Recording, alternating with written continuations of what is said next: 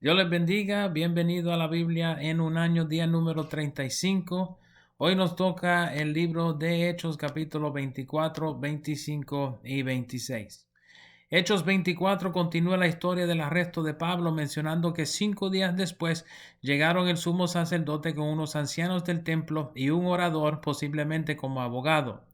Tertulo inicia la conversación con Félix, hablando por él, el sumo sacerdote y los ancianos, explicando lo que, según ellos, aconteció el día del arresto de Pablo. Deben notar que sus acusaciones están basadas en las acciones de Pablo durante su ministerio misionero y del intento de profanar el templo. Según Tértulo, Lisias, el tribuno de la fortaleza, intervino con violencia y les quitó a Pablo de las manos. Al escuchar este lado de la historia, pareciera que los sacerdotes y los ancianos fueran las víctimas de la historia. En el verso 10, Pablo inicia su defensa siendo otorgado el piso por Félix. Noten que comienza con el reconocimiento del tiempo que Félix llevaba como gobernador. Esto probablemente sirvió como recordatorio de previos problemas con el liderazgo del templo, de los cuales Félix estaría al tanto.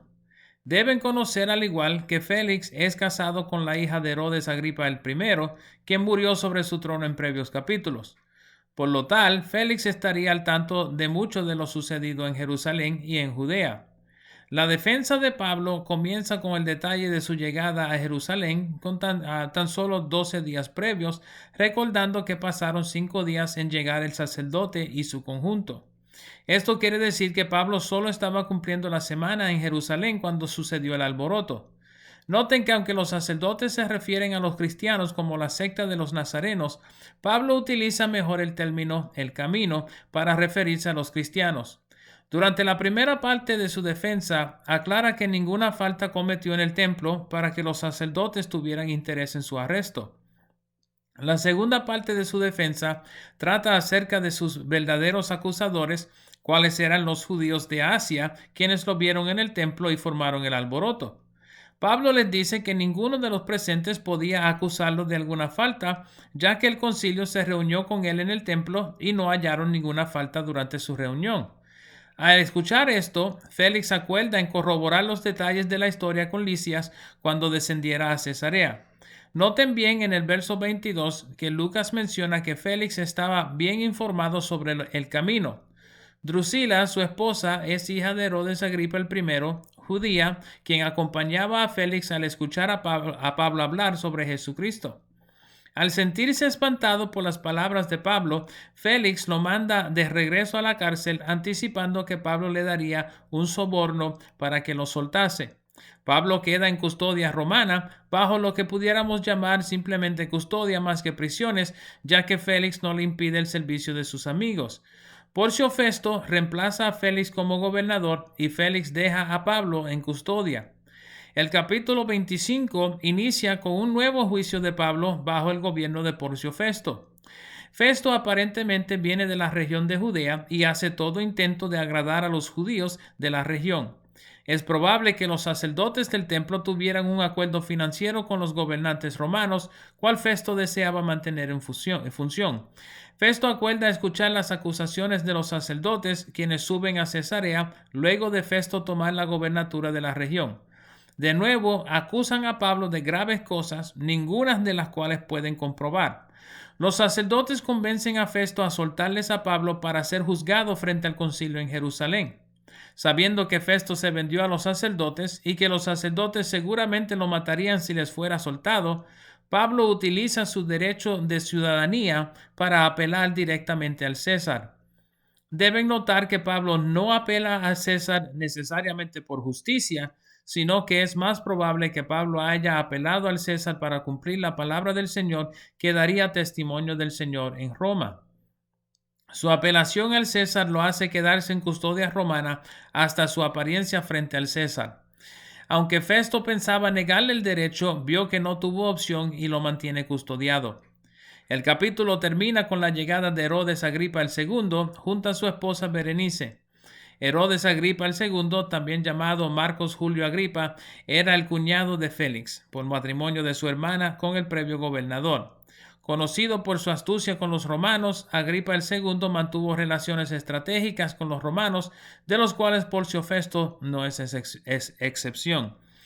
En la primera porción de la historia de Agripa, Festo le explica la situación de Pablo, incluyendo cómo Félix lo había dejado preso y cómo lo volvieron a acusar los sacerdotes. Noten que Festo menciona a Jesús como habiendo muerto, pero que Pablo afirmaba que estaba vivo. Festo se refiere a César simplemente como Augusto, aunque al tiempo de esta historia el César se llamaba Nerón.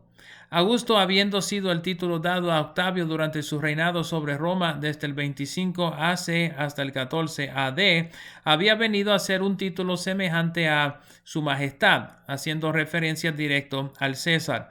Nerón era conocido por su persecución de la iglesia y la apelación de Pablo al César no le pareció lógico ni a Festo ni a Agripa. Como tal, Agripa se pide escuchar directamente de Pablo, cual Festo le concede. Festo utiliza el evento para definir que Pablo ha de aclarar ante Agripa cuál sea el motivo de su apelación a César y su deseo de no regresar a Jerusalén. Siendo que Herodes era judío de nacimiento y de religión, Festo anticipaba que tal vez le pudiera definir cuál fuera el problema del sacerdocio con Pablo. De esta manera, Festo tuviera algunos cargos que presentarle a Nerón en cuanto al apóstol. En contraste a su juicio con el concilio en Jerusalén, el capítulo 26 inicia con el elogio de Herodes por parte de Pablo. Deben notar que, aunque Herodes era judío, su lealtad era con el imperio romano. Como ciudadano y estudiante romano, Pablo utiliza de su habilidad oratoria para agradar a Herodes y presentar su defensa. Pablo de nuevo inicia su defensa con su postura y educación como fariseo, creyente en la resurrección. Aparentemente, Herodes tenía tendencias de fariseo, haciendo el caso de Pablo más vigente ante el rey. Los versos 9 al 11 contienen el testimonio de lo que Pablo hacía en contra de la iglesia, mencionando que los perseguía, los mataba y los forzaba a blasfemar, cual probablemente era una manera de decir que los hizo negar su fe en Jesús por amenaza de muerte. En el próximo segmento, Pablo entra una vez más en la historia de su conversión de camino a Damasco. La historia es igual a como fue en capítulo 9 y capítulo 22, con la excepción de unos detalles sobre su ministerio, cual Pablo aparenta mencionar por primera vez durante este testimonio. Pablo menciona que Jesús lo llamó específicamente para ministerio entre los gentiles, para que pudieran también recibir la salvación. Pablo resume su defensa diciendo que su mensaje entre los de Damasco, Jerusalén y toda Judea ha sido en línea con las enseñanzas de Moisés y los profetas. Aunque Lucas no nos menciona detalles específicos, pudiéramos asumir que Pablo entró en detalles frente a Agripa. Noten al igual que su defensa total es presentada directamente a Agripa y no menciona a Festo hasta que éste lo insulta por sus palabras llamándolo loco. Pablo insta tanto a Herodes como a todos quienes le escuchaban a convertirse al Señor Jesús. Agripa le dice aparentemente para apaciguar tanto a Festo como a Pablo, que por poco lo persuadía a ser cristiano. Al levantarse todos y conversar a solas, Agripa concuerda que Pablo pudiera haber estado en libertad si no hubiese apelado al César.